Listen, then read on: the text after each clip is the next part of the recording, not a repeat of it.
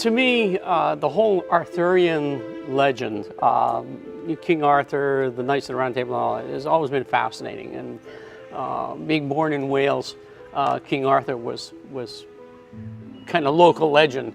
So to me, the whole story had a fascination. And I read, and everything I could get my hands on, I read about King Arthur.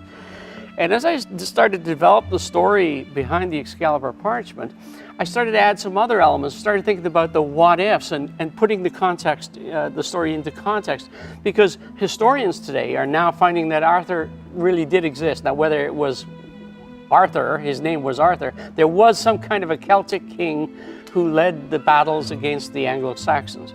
So he was also instrumental, and this is in the what they call the post-Romano period in Britain.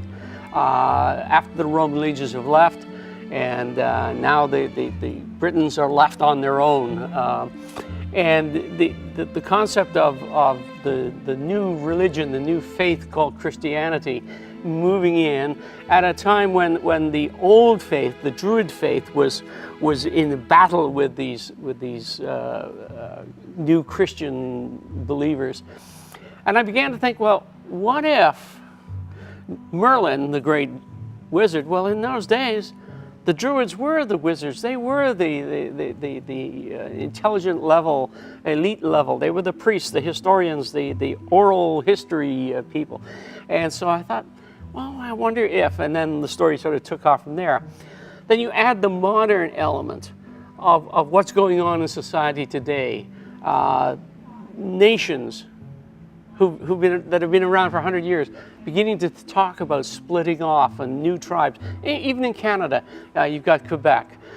You've got Scotland making threats about moving out of the United Kingdom. In Turkey, you've got the Kurds. In a lot of different nations, you have this going on. So I started putting together this whole concept of what if the current structure started to break down?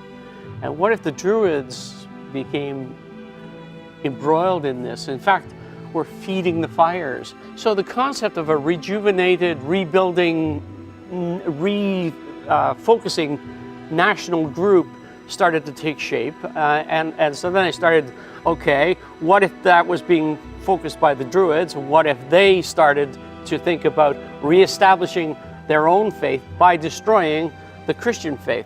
And that's where the Excalibur parchment came about. What would they need? What would be the premise, the thing that would drive them? It would need to be a symbol. What greater symbol than Excalibur, the sword that Arthur wielded, and that legend says Merlin created. So the Excalibur parchment is at the beginning of that story.